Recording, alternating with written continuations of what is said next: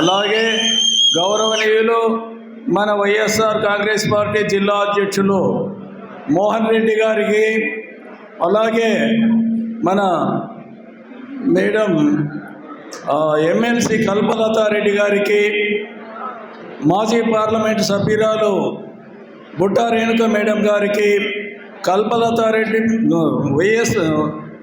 SV విజయమనోహర్ Reddy madam గారికి, అలాగే ఇక్కడ సమావేశమైన గౌరవనీయులు పెద్దలు పూజ్యులు అందరికీ, సభా వేదిక ముందు ఉన్న మన నియోజకవర్గపు స్థాయి పంచాయతీ బోర్డు సర్పంచులు, ఎంపీటీసీ మెంబర్లు, కార్యదర్శులు, వివిధ సంఘాల అధ్యక్షులు అందరికీ ఈ సందర్భంగా నా హృదయపూర్వక నమస్కారాలు.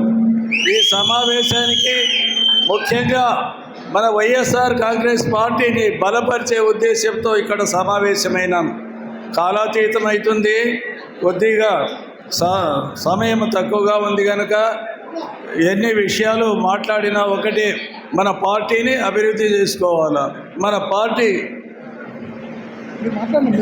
మన పార్టీ బలపరిచేదానికి ఇప్పుడు ఈ ప్రభుత్వము మన కార్యకర్తలపైన, నాయకులపైన అనేక రకాలైన ఇబ్బందులకు గురి చేస్తూ బలహీనపరిచేదానికి, మన పార్టీని బలహీనపరిచేదానికి వివిధ రకాల మాయోపాయాలు చేస్తున్నారు.